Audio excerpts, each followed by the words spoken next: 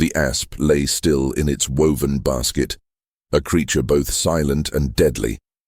As Queen Cleopatra VII Philopator, the last true pharaoh of Egypt, studied it with the calm precision of a seasoned strategist. For 22 years she had ruled, calculating each move with ruthless brilliance. She had survived countless betrayals, navigated brutal civil wars, and captured the hearts and armies of two of history's greatest generals.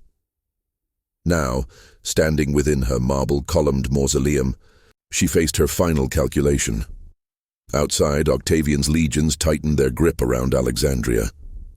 The city, once the dazzling jewel of the Mediterranean, crowned by its towering lighthouse and unmatched library, trembled on the brink of collapse. Yet Cleopatra did not tremble.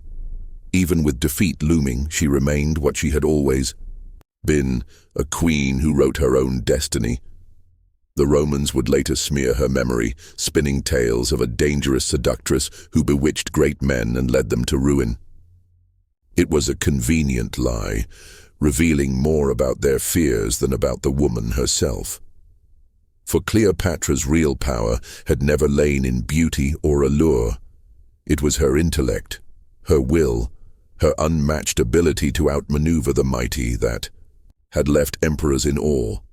She could debate philosophy in 9 languages. She could command fleets, command armies, command men. She had turned the treacherous waters of 1st century BCE politics into a chessboard, and she had been its grandmaster. "Let us plan our next move carefully," she had once told Julius Caesar, her voice steady as steel.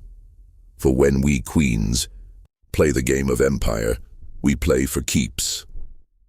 Now, in her final moments, she prepared her last move. Not surrender, not submission.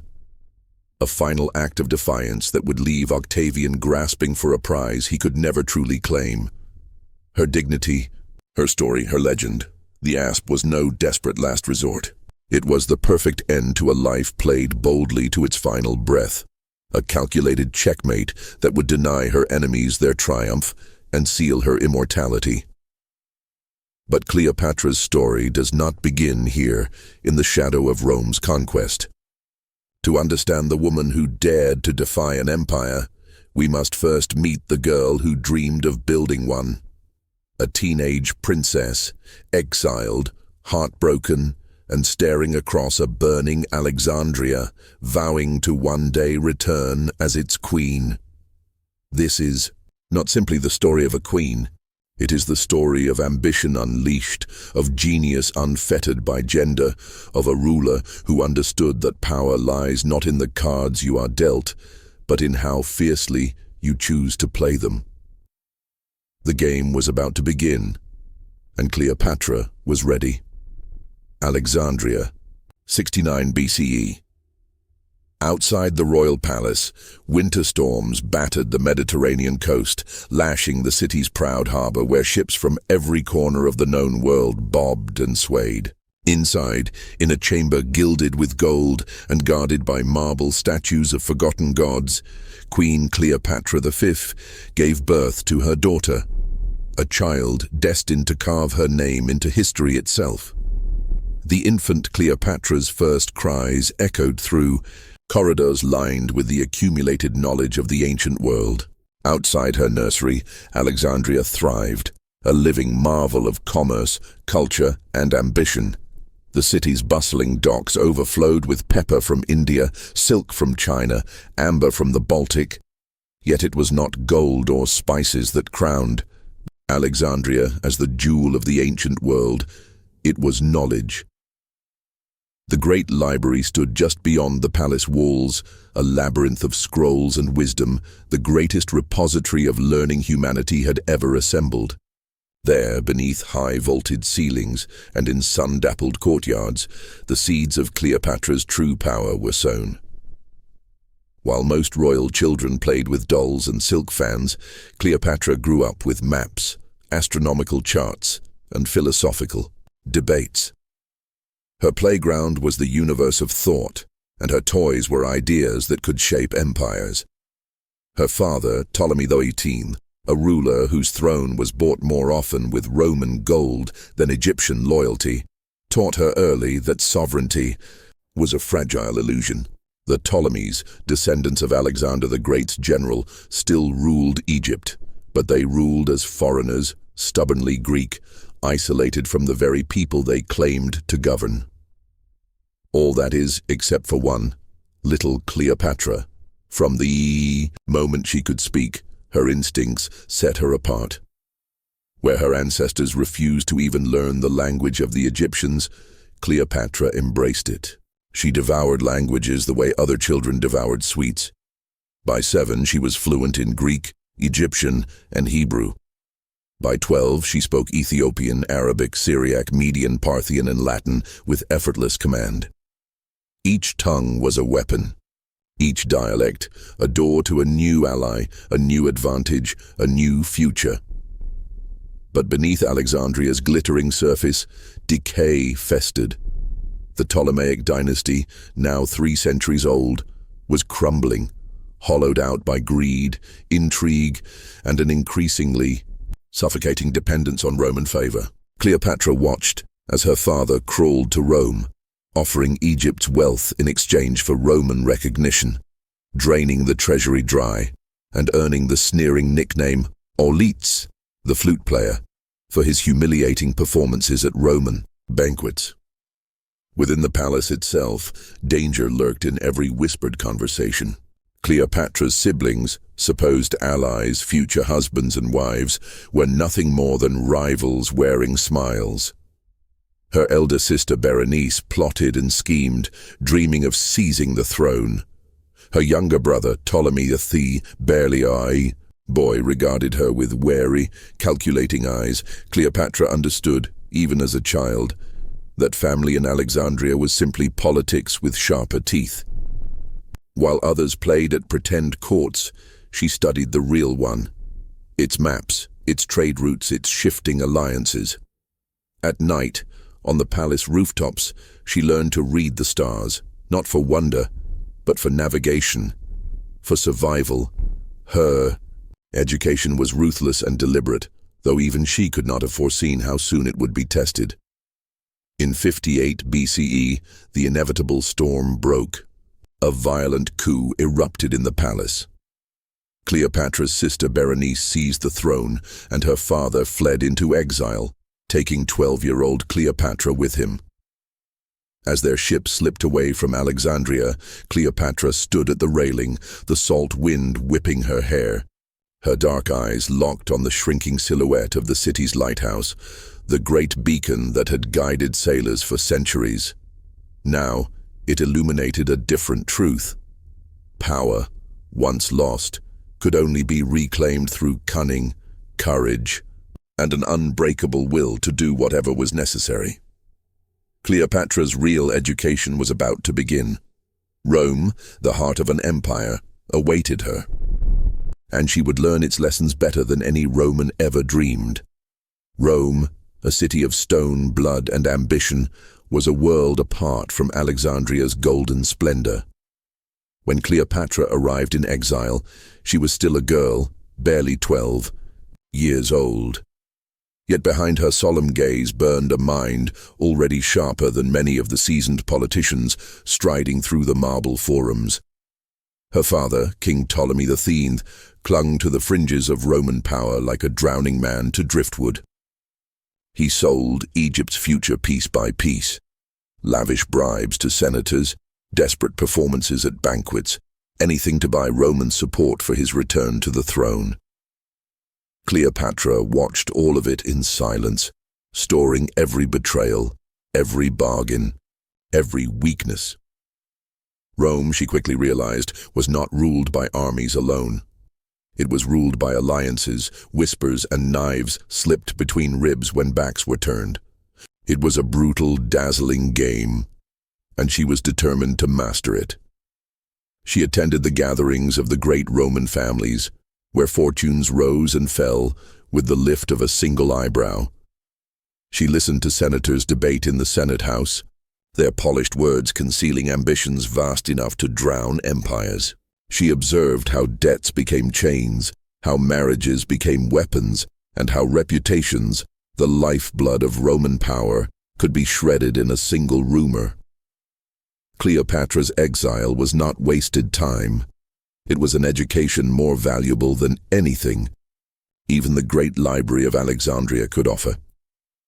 She learned to read faces the way her tutors had once taught her to read maps, every flicker of an eye, every tightening of a jaw revealing more than any speech ever could. She saw how Rome's mighty generals feigned humility before the Senate even as they plotted its overthrow. She saw how senators congratulated each other with one hand and drew daggers with the other. Rome was a city always on the verge of civil war, and Cleopatra was memorizing every rule of survival. Yet even as she absorbed these brutal lessons, her heart ached for her homeland. Far away, Alexandria burned in chaos under her sister Berenice's usurping reign. The throne of Egypt, her birthright, hung in the balance, while Cleopatra remained trapped in the foreign marble prisons of Rome. But she did not despair. She plotted. She watched. She waited. Because Cleopatra understood something most adults around her did not. Power was a game of patience as much as audacity. The tides of fortune shifted swiftly in Rome, and when they did, she would be ready. 3 years passed. 3 years in which the girl who had left Alexandria as a brilliant, wounded exile transformed into something far more dangerous. A woman who had studied power at its very source and learned how to wield it for herself.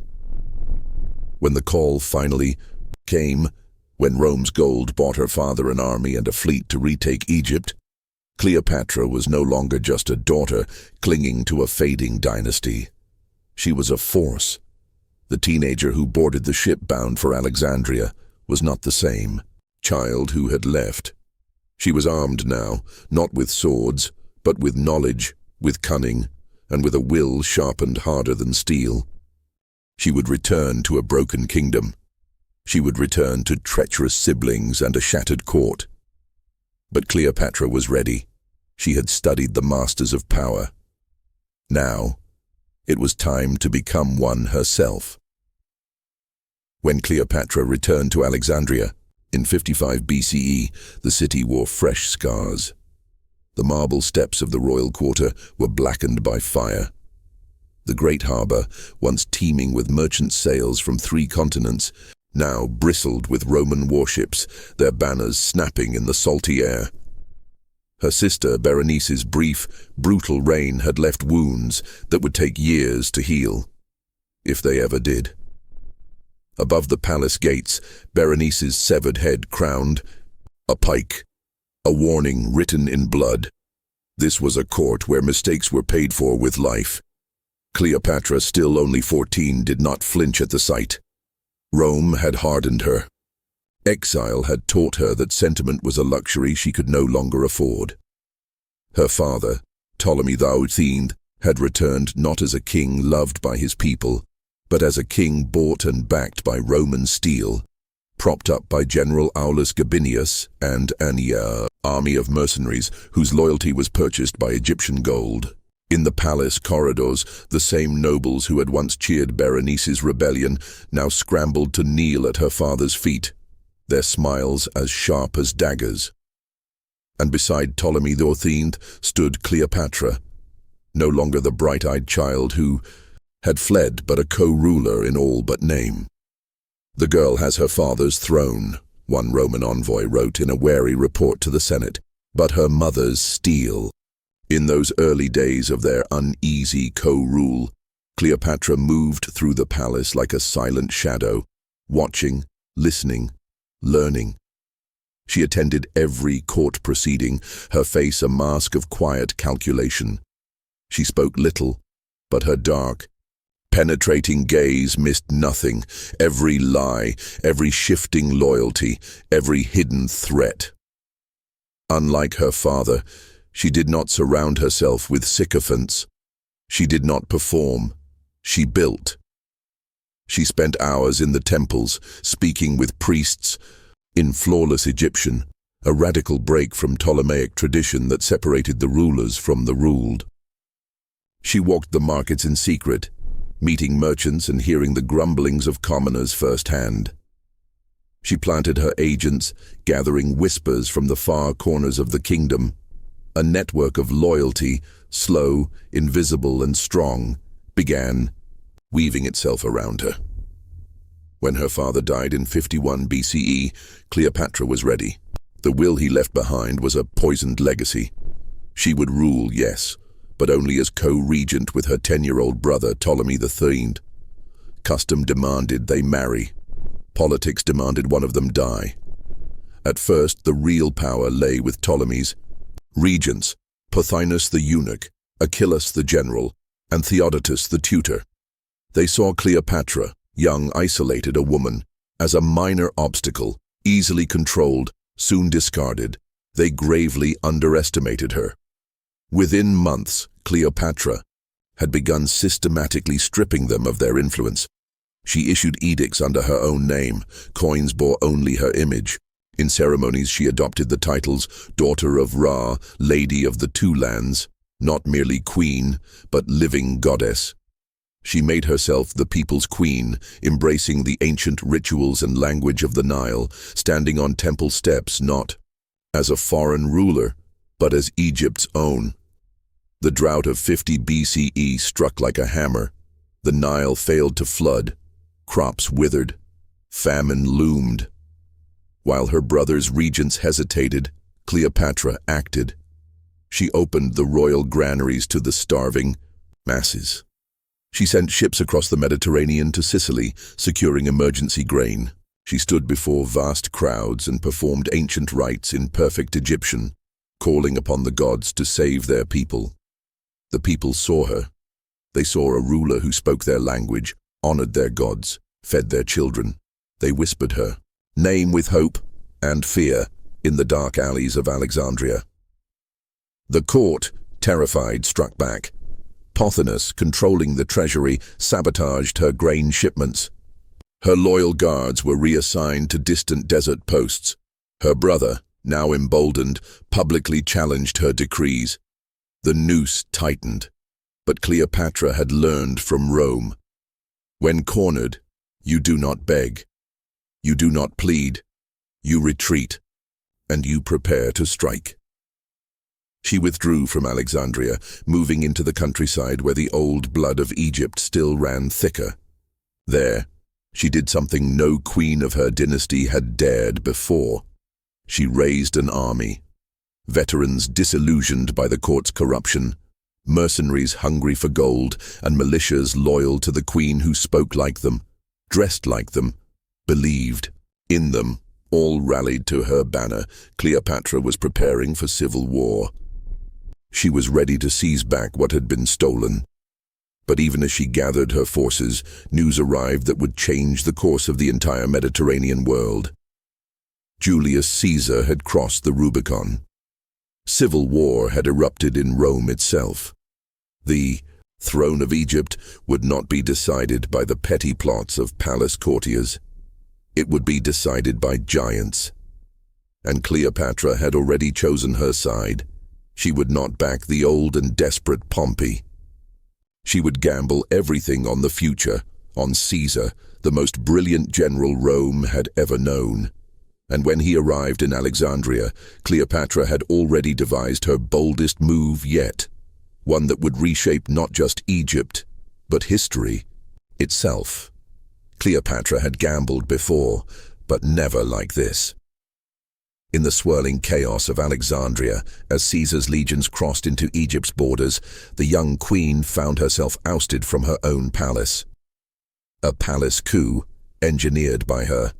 Brother Ptolemy III and his regents stripped her of her crown and forced her into exile once again. But Cleopatra was no helpless fugitive. She was the storm gathering at the horizon. Beyond Alexandria's marble walls, she raised an army in the deserts of Syria, gathering mercenaries, loyal veterans, and any who dared to dream of a different Egypt. Each day she trained, She planned. She sharpened her forces. But she knew brute strength alone wouldn't reclaim her throne. She needed a greater ally. She needed Rome's most powerful man, and fortune for once was on her side. Julius Caesar, victorious in Rome's civil war, pursued Pompey across the Mediterranean, only to find, upon arriving in Egypt, a horror. Ptolemy's advisors, desperate to impress Caesar, had Pompey murdered, his severed head presented as a gruesome trophy. But instead of winning Caesar's gratitude, they earned his wrath. The Roman general, hardened by decades of war, was disgusted. He wanted order restored, and Cleopatra saw her opening. If she could reach him first, she could turn Rome's might against her brother and his regents. But Alexandria was a city under siege. Ptolemy's forces controlled the streets, the harbor, the palace gates. Every alley whispered with danger. No loyalist could simply walk into Caesar's presence. Cleopatra needed to outwit not just her enemies, but the very walls of her own city. And so, she devised one of the most legendary gambits in political history. Under the cover of dusk, a small fishing boat slipped through Alexandria's harbor, skimming past Roman patrols and enemy checkpoints. In its hold, hidden among rolls of fine carpet, was the queen herself, disguised, concealed, and utterly fearless. Apollodorus the Sicilian, her loyal ally, ferried her ashore. Together, they carried the heavy bundle, Cleopatra wrapped tightly, inside, straight into Caesar's guarded quarters. When they unrolled the carpet before the Roman general, Cleopatra emerged, radiant, disheveled, and smiling. She had not just arrived. She had conquered the room before speaking a word. Contemporary accounts describe her as breathtaking, not for physical beauty alone, but for the magnetic force of her presence, her voice, her wit, her confidence, her mind sharp as the dagger, hidden in her robes. Here stood a woman not begging for rescue but offering partnership, an equal, not a subject. The conversation that began that night would reshape the world. It lasted until dawn. By sunrise, Caesar had made his decision. He would back Cleopatra's claim to the throne. It was not a choice driven by lust or whim, but by respect. He saw in her the rarest of things, a leader as ruthless, as brilliant, as dangerous as himself. Outside, the city still burned with civil strife. Ptolemy's forces were gathering, preparing for all-out war. But inside the palace, the future of Egypt and the fate of two empires had already been sealed with whispered words and promises made in the dark. Cleopatra had played her most desperate card, and she had won. The war for Alexandria was about to begin, and this time the Queen of Egypt had Rome at her side. Alexandria burned, smoke curled into the sky, blotting out the sun as fire devoured the once proud heart of the Mediterranean world. Screams echoed through the marble streets, steel clashed against steel, blood slicked the palace steps. The war for Egypt had begun, and Cleopatra was at its center. Trapped within the royal quarter alongside Julius Caesar and a small force of Roman veterans, she faced overwhelming odds. Her brother, Ptolemy III, rallied the city against them. His forces besieged the palace, surrounding it by land and sea. Supplies dwindled, allies wavered. The harbor choked with enemy ships. But Cleopatra did not falter. This was the world she had prepared for her entire life. A world where only strategy, nerve, and absolute will could mean survival. She turned the palace into a fortress, weaving together every weapon she had, visible and invisible. Every secret passage, every hidden storeroom, every forgotten armory, Cleopatra knew them all. Her network of loyal servants provided vital intelligence. Where the enemy gathered, where food might be smuggled in, where weak points could be struck. When the grain stores ran low, she found merchants brave enough or desperate enough to run the Roman blockade. When morale wavered, she stood before her people, regal and unbroken, the living symbol of Egypt's endurance, and by Caesar's side, she revealed another side few had ever seen before. Not just the brilliant courtier, the political mastermind, but the wartime leader, fierce and unyielding. For months, they endured. The great library of Alexandria, that treasure of human knowledge, was among the casualties. Whether by accident or sabotage, flames consumed thousands of irreplaceable scrolls, ancient wisdom turned to ash. It was a loss that would echo through history, a reminder that even the mightiest civilizations could be undone in a single moment of chaos. But Cleopatra did not mourn long. Survival came first, victory came first. Finally, after what felt like an eternity, the tide turned. Reinforcements from Pergamon, Roman legions loyal to Caesar, arrived by sea. A fresh army stormed Alexandria's shores, breaking the siege at last. In the chaos of retreat, Ptolemy the Fiend attempted to flee across the Nile, weighed down by golden armor, desperate to escape the consequences of his own ambition. He never made it. The boy king who had betrayed his sister, his people, and his kingdom drowned beneath the river's cold, indifferent waters. A fitting end for a pawn who had thought himself a player. Cleopatra emerged from the ruins of civil war not merely alive, but triumphant. She stood beside Caesar as he addressed the battered city, her head held high beneath the sacred regalia of Pharaoh. But it was a new Egypt she envisioned, one that blended ancient glory with Roman might, one where Alexandria would not bow but rise. The political masterstroke came 9 months later. Cleopatra gave birth to a son, Ptolemy XV, Philometor, Caesar, known to history as Caesarion, Little Caesar, a child who carried the blood of 2 worlds, Egyptian and Roman, in his veins. No longer could Cleopatra be dismissed as merely a client queen. She was now the mother of an heir with a claim to both crowns. She had turned exile into empire, loss into legacy, a desperate gamble into destiny. When Caesar departed for Rome, leaving Egypt secure under her rule, Cleopatra had achieved everything she set out to accomplish, and more. But even as she rebuilt her shattered kingdom, she knew the world beyond the horizon remained dangerous. Rome's storms were far from spent. Cleopatra would soon have to step onto an even larger stage, into the heart of Rome itself. And there, in the marble temples and blood-soaked senate halls, she would once again play for the highest stakes of all. Rome in 46 BCE was a city caught between 2 destinies. Its ancient republic, built on tradition and pride, was crumbling. An empire in all but name loomed over the marble forums and muddy alleys, and into this restless, fractured world sailed Cleopatra, not as a conquered queen, but as a sovereign ruler, a political force too powerful to ignore. She did not slink into Rome in shame or secrecy. She arrived in triumph, establishing her court across the Tiber River in Caesar's own private gardens. There, under the opulent shade of imported Egyptian palms, she recreated the splendor of Alexandria, an oasis of luxury, intellect, and power in the heart of the Republic. Rome's conservative elite recoiled. Cicero, the Republic's greatest orator, sneered privately about her arrogance but still attended her salons.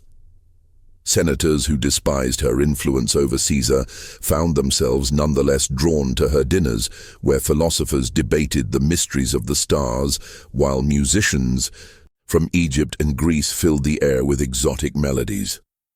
But Cleopatra's gatherings were not mere entertainment. They were operations, deliberate exercises in soft power. Every evening, as guests lounged on couches stitched with golden thread, she listened more than she spoke. She mapped alliances with the precision of a general studying enemy lines. She learned which senators could be bought, which were bitter enemies, which might yet be swayed. Her presence in Rome was a scandal. A foreign queen, living openly under Caesar's protection, raising their son just across the river. It shook the foundations of Roman pride. Whispers grew louder. Painted graffiti mocked Caesar as the husband of Cleopatra. And yet, Cleopatra remained untouchable, for now. Her son, Caesarion, represented something more threatening than mere scandal.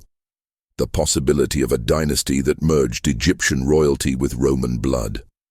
A living heir, one who carried Caesar's true lineage, unlike Octavian, Caesar's politically adopted son. The tension reached a fever pitch when a new statue appeared in the temple of Venus Genetrix, Caesar's divine ancestor.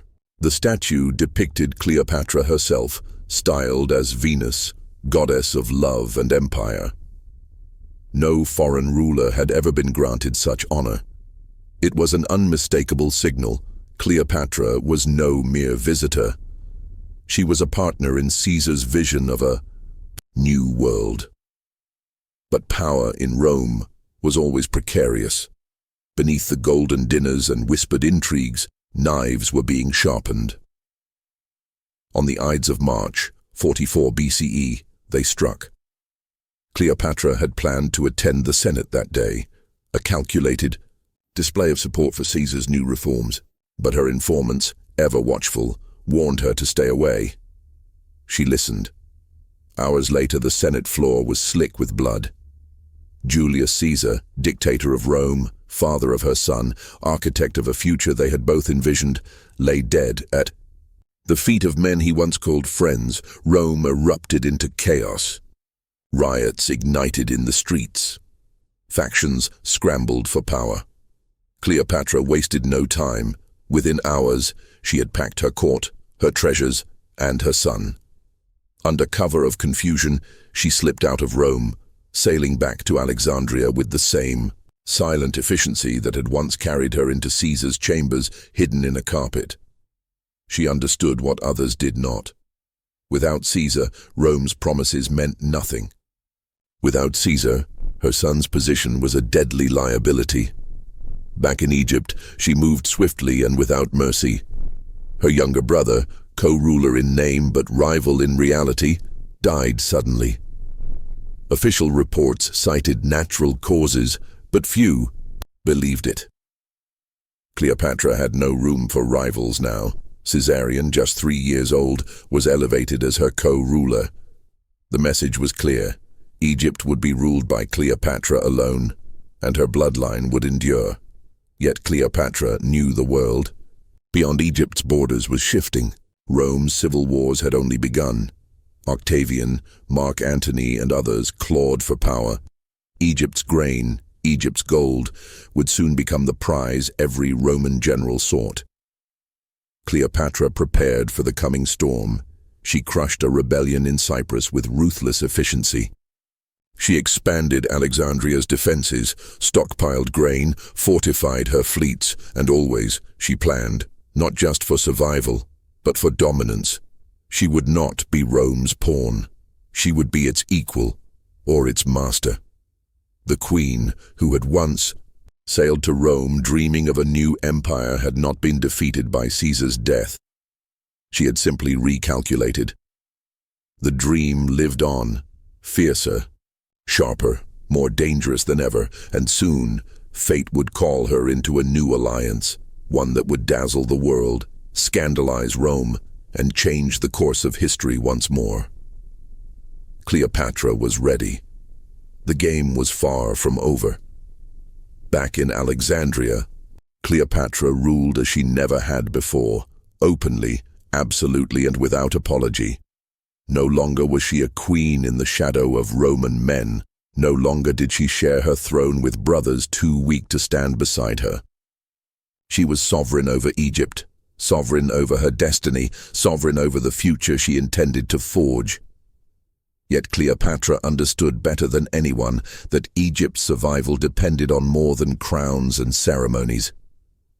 Rome's civil war had shattered the old world, and the fragments were still falling. Octavian, Mark Antony, and the remnants of the Roman Senate tore at each other's throats, each desperate to seize what remained of Caesar's legacy. To Rome, Egypt was a prize, rich, vulnerable, necessary. To Cleopatra, Egypt was life itself, and she would defend it with everything she had. She began at home.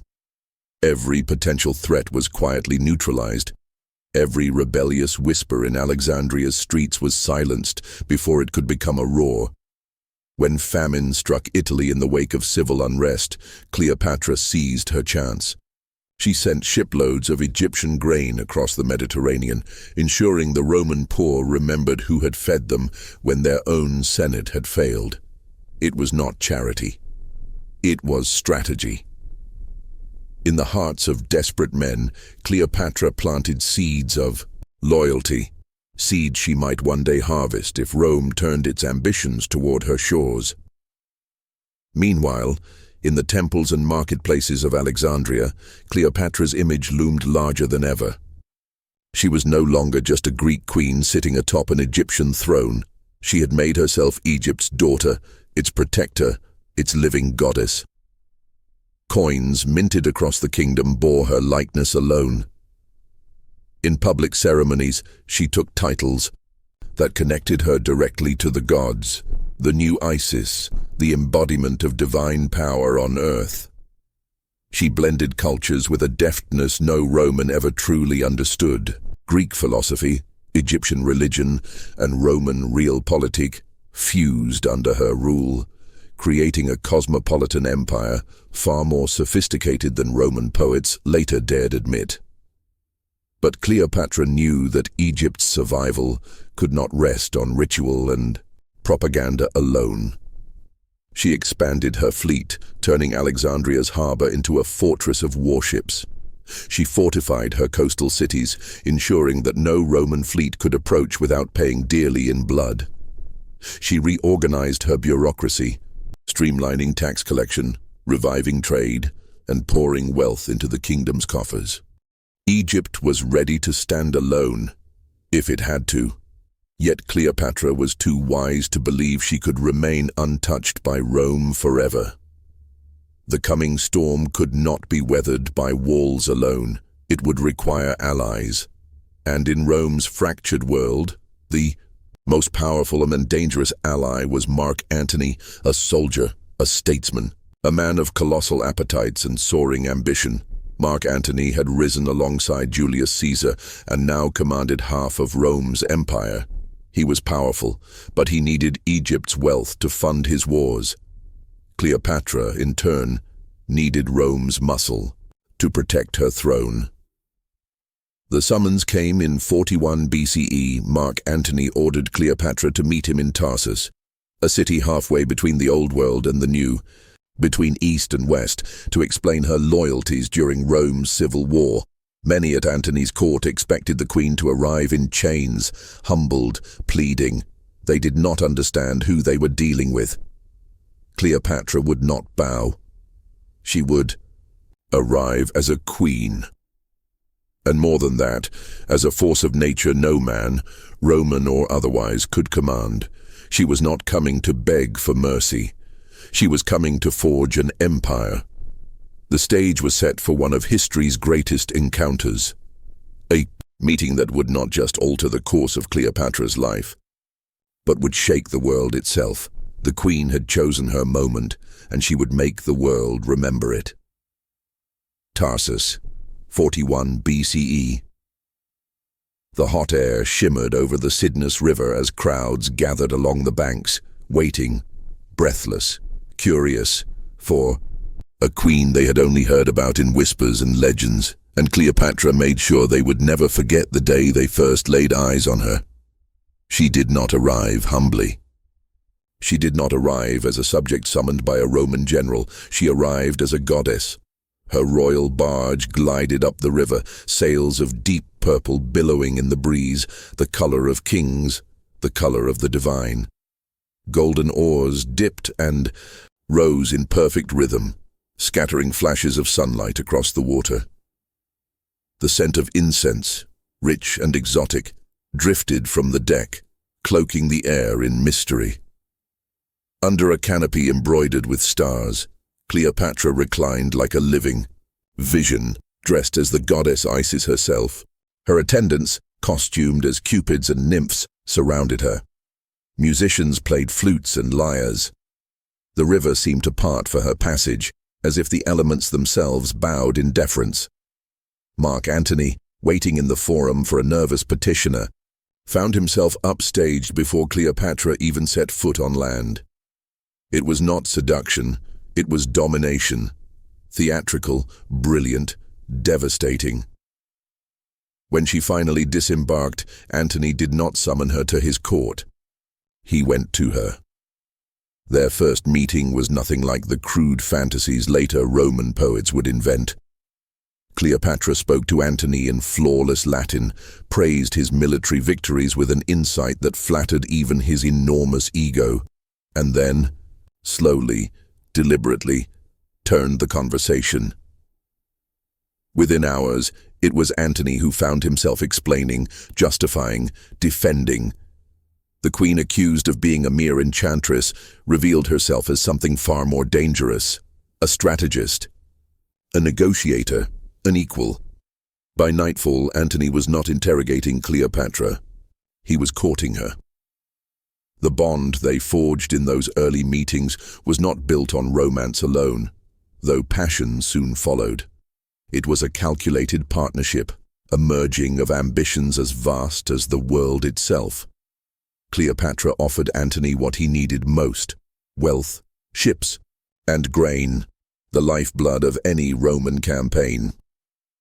Antony offered Cleopatra what she had spent years carefully seeking: military protection, Roman legitimacy, and a chance to realize her vision of a greater empire. In Alexandria, their alliance blossomed into something the world had never seen before. No mere love affair, but the foundation of a dynasty. Cleopatra and Antony did not hide their ambitions. They celebrated them. Lavish feasts turned into political strategy sessions. Public spectacles proclaimed their children heirs not just to Egypt, but to a new world order. The most audacious of these was the donations of Alexandria, a ceremony that shocked Rome to its core. Before assembled crowds, Antony formally recognized Caesarion as the true son of Julius Caesar, undermining Octavian's tenuous claim. He awarded vast territories, Cyprus, Libya, parts of Syria, to Cleopatra's children, styling them as kings and queens in their own right. The message was clear. A new empire was rising, not centered on Rome but on Alexandria, a dynasty of Cleopatra's making, a dynasty that would unite East and West under her lineage. Rome, predictably, was outraged. Propagandists painted Antony as a fool bewitched by an Eastern temptress. They sneered at Cleopatra as a sorceress, a corrupter, a monstrous ambition, in a woman's form. But the truth they dared not admit, was even more terrifying. Cleopatra was not a seductress. She was a builder, a conqueror, a queen who had learned to wield power as ruthlessly as any Roman general. Together, Antony and Cleopatra threatened to reshape the entire Mediterranean world, tearing down the old republic and erecting something new in its place. But even as they celebrated their triumphs, darker currents stirred. For across the sea, Octavian watched and plotted. He understood better than anyone that Cleopatra's dreams were an existential threat.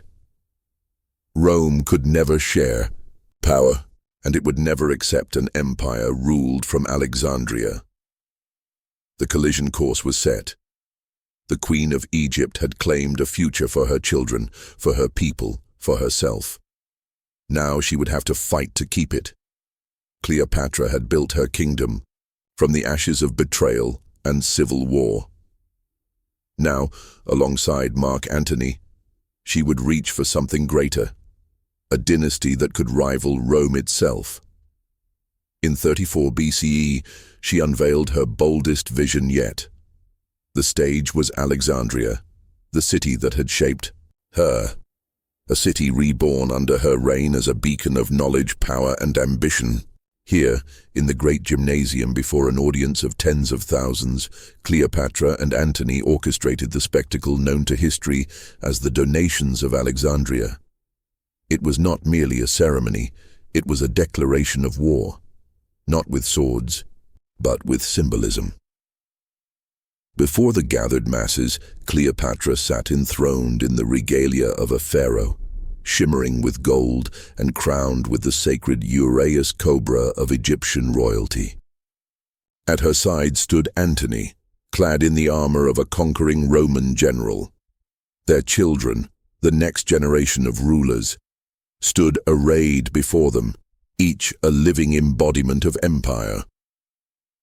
In a voice that echoed across the marble colonnades, Antony made his proclamations. Caesarion, the son of Cleopatra and Julius Caesar, was declared the true heir to Caesar's legacy, not Octavian.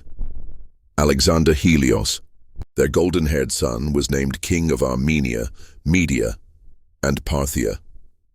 Cleopatra Selene, their daughter, became queen of Cyrenaica and Libya, Ptolemy. Philadelphus, their youngest son, was granted rule over Syria and parts of Asia Minor. With each pronouncement, Cleopatra's dream came into sharper focus. An empire stitched together across continents, flowing not from Rome, but from Alexandria. An empire where Egyptian gods would stand alongside Roman legions. An empire where her bloodline, not Caesar's adoptive heir, would command the fate of the known world. It was a vision dazzling in its audacity and deadly in its consequences. Rome reeled at the news. Octavian, master propagandist, seized the moment. He framed Antony's actions not as political strategy, but as betrayal, an abandonment of Roman values, a submission to an Oriental queen. He whispered to the Senate and to the Roman mob that Antony planned to move the capital from Rome to Alexandria, that he would crown Cleopatra queen of the world, that the sacred Roman legacy would drown in the luxuries and seductions of the East.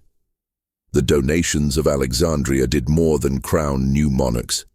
They crystallized fear. For in Cleopatra, Rome did not see merely a queen. They saw a force they could not control, a woman who bent Roman power to her will, a future where Rome was no longer the center of the world. In private, Octavian seethed. In public, he bided his time. The Senate stripped Antony of his titles. Octavian declared that the true enemy was not Antony alone, but Cleopatra herself. The stage was now set for the final confrontation. Two worlds, two visions of empire. On one side, Rome, battered, blood-stained, desperate to preserve its supremacy. On the other, Alexandria, radiant, resurgent, daring to imagine a new order. At the heart of it all stood Cleopatra, not as a temptress, not as a pawn, but as the architect of a dream so vast that it terrified the old world to its core. War was inevitable. The lines had been drawn, and Cleopatra was ready. The winds of war gathered swiftly. In the summer of 31 BCE, the world held its breath as the armies and navies of East and West converged at Actium, a narrow gulf along the Greek coast. It was here that the dream Cleopatra and Mark Antony had forged would face its ultimate trial. On one side stood Octavian, ruthless, calculating, backed by Rome's full might. On the other, Cleopatra and Antony, commanding a fleet of 200 massive warships, bristling with artillery, carrying the hopes of a new empire. At the heart of their fleet, Cleopatra's personal squadron, 60 sleek Egyptian warships, carried not only treasure, but something far more valuable, the future. The morning of the battle broke with a light northwest breeze, perfect for Octavian's lighter, faster vessels. Antony's massive galleys loomed like floating fortresses, towering 9 tiers high above the waterline, heavy with soldiers and siege engines. Yet Cleopatra, ever the mathematician, had already calculated the odds. Disease had thinned their ranks. Desertions had weakened their command. And Octavian's admiral, the brilliant Agrippa, was executing a maneuver to cut off their retreat, a slow, merciless tightening of the noose. Cleopatra saw what Antony refused to accept. Victory was slipping away before the first trumpet sounded. The battle began at midday. Octavian's nimble ships darted between Antony's hulking galleys, striking like wasps, slashing ropes, crippling rudders, igniting sails. Antony's forces fought fiercely, but their formation frayed under the relentless assault. Then, at the critical moment, Cleopatra made her move. From the center of the battle line, her purple-sailed fleet hoisted anchor and surged forward, not into the enemy, but through a gap in the fighting, racing for the open sea. It was a prearranged escape, a desperate gambit to salvage what she could. Antony, seeing her departure, made the fateful decision that would haunt his name forever. He abandoned the battle and followed her.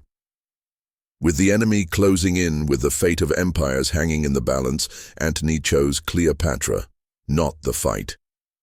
To Roman historians, it would be branded as cowardice, as madness, as proof of Cleopatra's fatal influence. But it was not the act of a lovesick fool. It was a gamble, a hope that they could regroup, fight another day, rebuild their shattered power. But the Battle of Actium was lost. Their abandoned fleet fought on until sunset before surrendering. The waters of the Gulf turned black with burning ships, and the bodies of soldiers floated among the wreckage. The dream of an Alexandrian empire, of a new dynasty rising beyond Rome's shadow, sank beneath the waves. Cleopatra and Antony regrouped in Alexandria, but the truth was inescapable. They had lost more than a battle. They had lost momentum. They had lost allies. The kingdoms that had once pledged loyalty to them began peeling away, scrambling to offer their support to Octavian.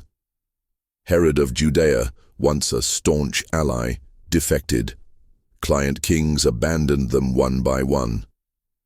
Cleopatra responded, with the same ruthless clarity that had carried her to power. She consolidated her treasury, executed suspected traitors, and began building secret escape routes, underground passages, hidden docks, carefully laid plans for flight.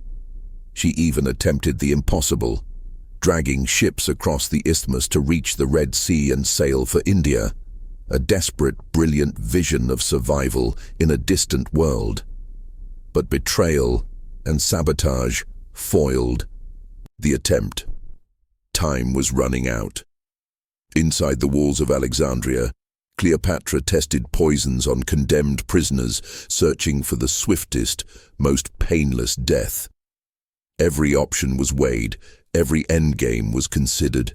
Antony, once a lion of Rome, collapsed into despair.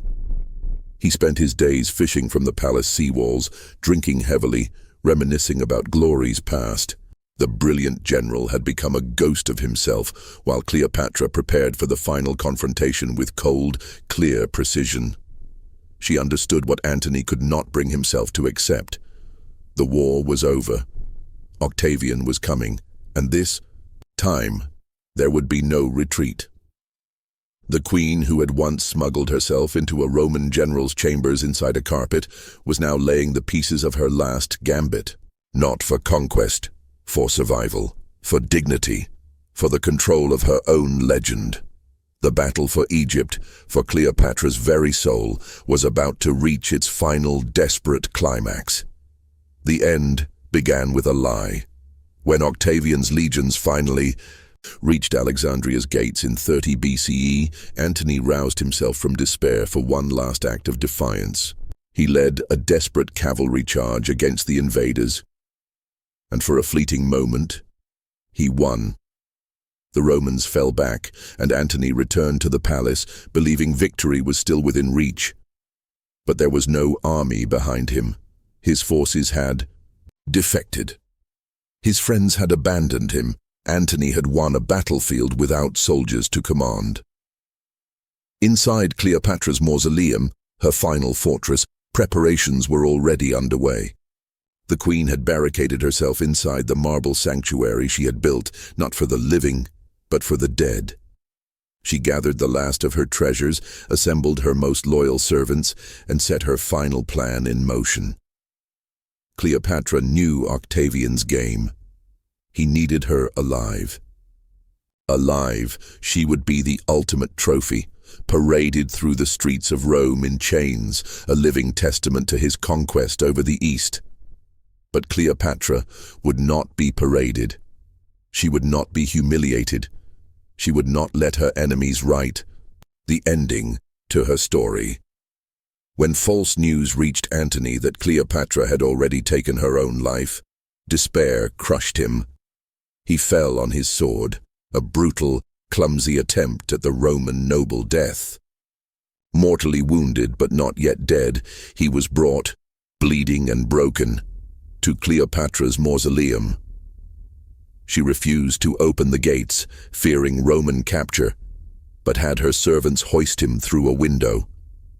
There, in the flickering torchlight of her tomb, Antony died in her arms, the last of Rome's great lovers, undone by his own illusions.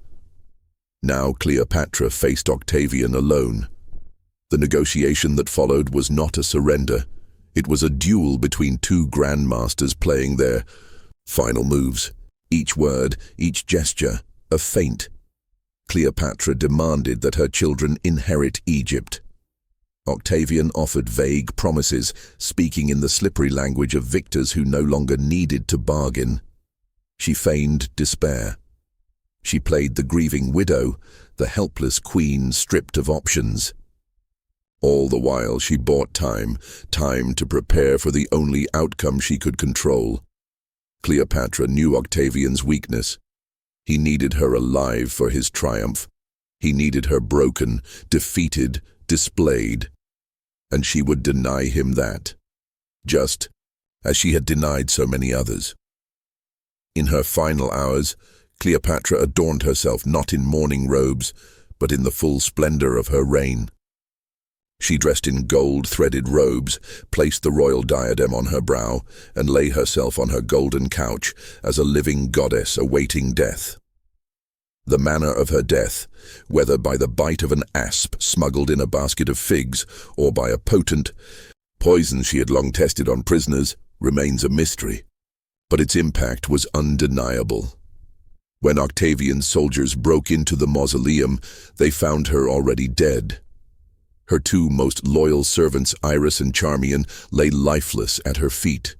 Cleopatra had chosen her ending. She had escaped Rome's chains. She had preserved her dignity. She had transformed defeat into defiance. Octavian, master of Rome, found himself robbed of his greatest prize. The woman he had sought to parade as a trophy had slipped from his grasp, claiming the final move for herself. Staring down at her lifeless form, Octavian could only marvel. Even in death, Cleopatra had written her own legend. Even in defeat, she had won. Silence fell over Alexandria. The queen was dead. The last Pharaoh of Egypt, the last ruler who dared to defy Rome, was gone. In the streets, merchants shuttered their stalls. Sailors dropped their ropes and stood motionless on the harbor docks. Even the Roman soldiers, hardened by years of blood and conquest, spoke in hushed voices. Inside Cleopatra's mausoleum, Octavian stood over her golden couch, thunderstruck. The woman he had spent months pursuing, the woman he had wanted to parade through Rome in chains, had slipped through his fingers one final time. Even in death she had dictated the terms. His first move revealed his priorities. He dispatched his fastest riders south to intercept the boy who could still threaten everything he had built, Caesarion. Cleopatra's son, the only living blood heir of Julius Caesar, had fled toward the kingdom of Kush, carrying a fortune in gold, but there would be no escape. Betrayed by those around him, Caesarion was captured and swiftly executed on Octavian's orders. There could be no rival bloodline. There could be no competing legend. Cleopatra's dream, the dynasty she had built through brilliance and blood, ended with her son's last breath. The remaining children fared little better. Alexander Helios and Ptolemy Philadelphus, once paraded as kings, vanished from history without a trace. Their fates were quiet, swift, and merciless, a silent erasure of a future that would never come.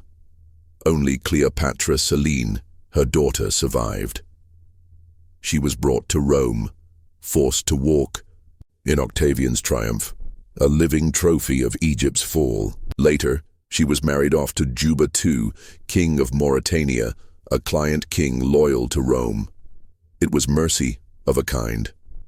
But it was also conquest, a reminder that Cleopatra's bloodline would serve Rome, not rule over it. Meanwhile, Octavian moved with cold precision to dismantle Cleopatra's empire. Egypt's vast treasury, so full that it could double Rome's money supply overnight, was seized. The bureaucratic machine Cleopatra had built, one of the most sophisticated administrative systems in the ancient world, was gutted and repurposed to serve Roman needs. The scholars of Alexandria's great library, those keepers of human knowledge that Cleopatra had fiercely protected, were offered comfortable positions in Rome, draining Alexandria of its greatest minds. The light of Egypt dimmed. The golden age Cleopatra had fought to preserve flickered and died beneath the iron boot of empire. And yet, despite Rome's relentless efforts to erase her legacy, Cleopatra refused to vanish. Her image appeared in Roman art again and again, sometimes vilified, sometimes idealized, but always remembered. Even Octavia, Mark Antony's wronged Roman wife, chose to raise Cleopatra's surviving children alongside her own, a quiet act of respect that history would barely whisper about. The empire Cleopatra had dreamed of, a fusion of East and West, a blending of traditions and power, did not die with her. Within a century, Rome itself began shifting eastward. Emperors styled themselves with the godlike absolutism Cleopatra had championed. The capital eventually moved to Constantinople, a city built in the spirit of Alexandria. In the end, the world Cleopatra imagined came to pass, though under another banner. Octavian, who would become Augustus, ensured that Cleopatra's tomb was sealed and hidden, perhaps to erase her memory, or perhaps because even he understood the dangerous magic she wielded in death. Somewhere beneath the shifting sands and drowned ruins of Alexandria, her mausoleum still waits, untouched, unseen. But Cleopatra's true monument is not stone, it is memory. It is the endless retelling of her story, a queen who refused to accept the world as it was, who dared to remake it in her own image. Even as her empire crumbled, even as her children vanished, even as her city fell silent, Cleopatra won a different kind of immortality, one that no conqueror, not even Rome, could destroy. She remains a force, a symbol, a challenge, a queen who shaped the course of history, and who, even 2,000 years later, refuses to be forgotten. Walk into any great museum today, the Louvre, the British Museum, the Met, and you will find her. Sometimes crowned, sometimes bareheaded, sometimes carved in marble, sometimes cast in gold, but always unmistakable. Cleopatra. Captured across 2,000 years of history, her face endures. And yet every image tells more about the world that created it than the woman herself. To the Romans, she was the exotic temptress, the cunning sorceress who seduced their greatest men. During the Renaissance, She became a tragic heroine, a queen undone by love. The Victorians remade her into a femme fatale, a warning against female ambition. Hollywood turned her into whatever fantasy the era demanded: vamp, victim, feminist, icon. Each generation has reinvented Cleopatra to fit its own fears, its own desires. And yet the real Cleopatra, the strategist, the sovereign, the dreamer of empires, burns through every distortion. Her true legacy is far deeper, far more enduring. The administrative system she refined in Egypt became the blueprint for Roman imperial governance. The innovations in trade, in shipping, in standardization of currency and measures, policies she set in motion, influenced Mediterranean commerce for centuries. The scholars she protected in Alexandria safeguarded knowledge that would later spark the Renaissance, centuries after the last echoes of Rome had fallen silent. Even on the seas, her impact endures. The naval tactics she and Antony pioneered at Actium, the concept of a mobile reserve fleet, shaped military strategy from the Byzantine Empire through the Age of Sail. She was a builder of infrastructure, a master of economics, a patron of learning. Not just a queen who wore a crown, but a ruler who carved civilization itself deeper into the bones of history, and her influence on identity is perhaps even greater. In the 19th century, when Egypt fought against European domination, Cleopatra became an unexpected heroine, the last independent ruler of Egypt, the woman who dared to defy Western imperialism. Her Greek ancestry mattered little compared to what she symbolized: sovereignty, pride, resistance. And perhaps her greatest triumph is this: Cleopatra controlled her own legend. Every image we have of her, even those created by her enemies, captures the persona she crafted with exquisite care. She understood something rulers often forget. Real power lies not just in armies, in gold or in crowns. Real power lies in memory, in how history remembers you. Today, archaeologists continue the search for her lost tomb, beneath Alexandria's ruins under the sea, somewhere hidden by the centuries. Ground-penetrating radar teases at the possibility. Colossal statues, shipwrecked harbors, crumbled temples all whisper her name. And yet her true resting place is not in the sand. It is in our minds, in the endless reimagining of her story, in the eternal question she leaves behind: what if? What if the world she dreamed of had survived? What if power had worn a different face, one of intellect, audacity, and ambition unconstrained by birth or gender? Cleopatra did not simply rule an empire, she dared to reimagine what an empire could be. She dared to believe that a woman could challenge the natural order of her time, and almost succeeded. She was not the victim Rome wanted to display. She was not the romantic fool poets loved to mourn. She was something infinitely rarer, a visionary, a creator, a ruler who, 2 millennia later, still refuses to be reduced, to be forgotten, to be conquered.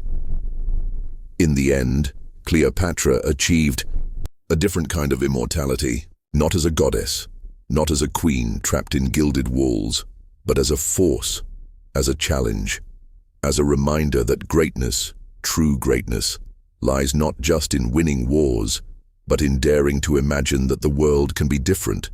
And perhaps that is her final triumph. She ruled not only her own time, she still makes us question ours.